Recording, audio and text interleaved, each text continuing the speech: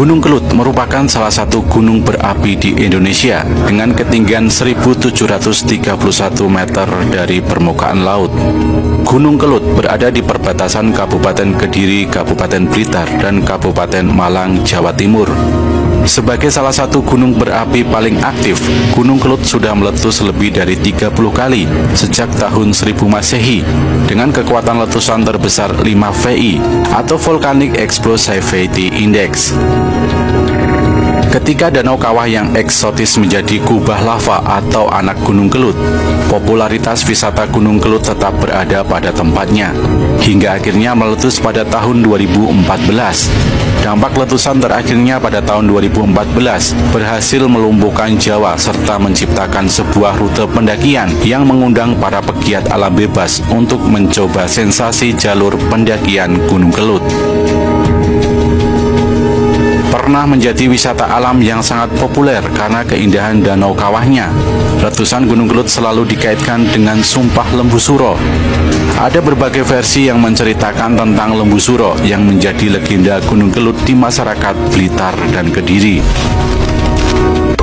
Gunung Kelut atau Kelut dalam bahasa Jawa berarti sapu, sedangkan dalam bahasa Belanda disebut Klut, Klot, Kloet atau Kloete.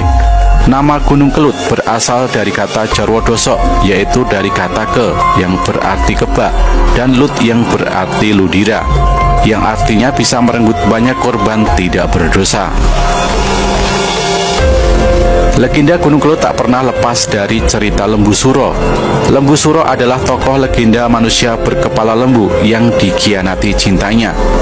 Dan berikut beberapa versi yang menceritakan tentang asal mula sumpah Lembu Suro. Dewi Kilisuci adalah putri Jenggolo Manik yang cantik jelita. Karena kecantikannya dia dilamar oleh dua orang raja yang bukan dari bangsa manusia. Satu berkepala lembu bernama Raja Lembu Suro, satu lagi berkepala kerbau bernama Raja Mahesa Suro.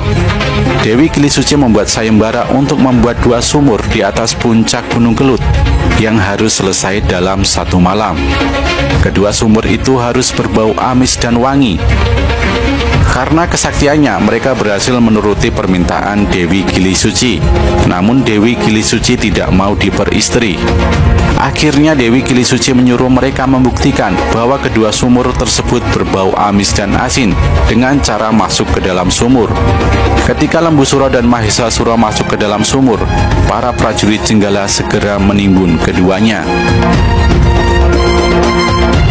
Raja Brawijaya mengadakan sayembara untuk mencari suami putrinya yang bernama Dyah Ayu Pusparani. Lembu Suro adalah makhluk berkepala lembu yang datang dalam sayembara. Syarat yang diajukan adalah membuat sumur dalam waktu semalam yang akhirnya bisa diselesaikan oleh Lembu Suro. Karena tidak mau diperistri, para prajurit Majapahit pun menimbun Lembu Suro yang sedang menggali sumur. Raja Brawijaya mengadakan sayembara untuk mencari suami putri Dyah Ayu Pusparani, yaitu barang siapa yang berhasil merentang busur sakti Kiai Garuda Yeksa dan mengangkat gong Kiai Sekar Delima, maka orang itu berhak memperistri putrinya. Makhluk berkepala lembu bernama Lembu Suro berhasil dalam sayembara, dan untuk menepati janji, maka raja akan menikahkan mereka. Putri Dyah Ayu Pusparani yang tidak mau diperistri mengakali Lembu Suro, yaitu meminta dibuatkan sumur di atas Gunung Kelut untuk mandi mereka berdua setelah menikah. Namun sumur harus jadi dalam waktu semalam. Lembu Suro segera menggali sumur dengan tanduknya, dan setelah galian cukup dalam, para prajurit menimbun sumur dengan tanah bebatuan besar. Ketika ditimbun di dalam sumur, Lembu Suro masih sempat meminta tolong. Namun tidak ada yang menghiraukan itu, dan saat tertimbun suara sumpah Lembu Suro pun terdengar. Yoh, Kediri besok bakal petuk piwalesku sing makaping. Yo iku Kediri bakal dadi kali, Blitar dadi latar, Tulung Agung bakal dadi kedung.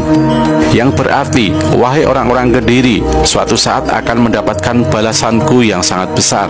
Kediri bakal jadi sungai, Blitar jadi daratan. Dewi Kili Suci pun mengasingkan diri dan menjadi pertapa, mendekatkan diri pada Sang Ilahi untuk menjaga rakyat Kediri dari bahaya lembu suro. Konon, Dewi Kili Suci pun bertapa di Gua Selomangleng hingga muksa. Legenda bagaimana lembu suro ditimbun hidup-hidup tidak bisa dibuktikan secara pasti. Beberapa versi cerita legenda Gunung Kelut tetap dipercaya oleh masyarakat sekitar, bahwa sumpah lembu suro adalah penyebab mistik meletusnya Gunung Kelut. Selain legenda lembu suro yang beredar di masyarakat sekitar, Gunung Kelut juga menyimpan berbagai misteri. Beberapa misteri Gunung Kelut menjadi daya tarik wisatawan dan selalu menjadi sajian penuh pertanyaan ketika mengunjungi Gunung Kelut. Keris Empu Gandring memiliki aura yang sangat jahat dan mempunyai daya magis. Keris ini yang digunakan Ken Arok untuk membunuh Empu Gandring, penciptanya sendiri, sebelum akhirnya keris menjadi beringas ketika Ken Arok berhasil merebut Kediri. Ken Arok, Kebu Ijo, dan Anusapati juga menjadi korban dari keris Empu Gandring. Konon Raja Hayam Wuruk berniat menghancurkan aura jahat keris Empu Gandring dari Raja Wisnuwardana. Keris ini akhirnya harus diberingas di kawah Gunung Kelut untuk memutus rantai kutukan. Untuk itulah meski Gunung Kelut adalah gunung berapi aktif yang tidak terlalu tinggi, namun letusannya bisa luar biasa karena adanya aura jahat dari keris Empu Gandring.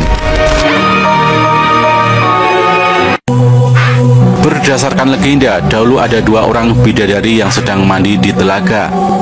Karena tidak bisa menahan diri, kedua bidadari ini melakukan perbuatan tercela yang akhirnya diketahui oleh dewa yang mengutuk mereka menjadi buaya.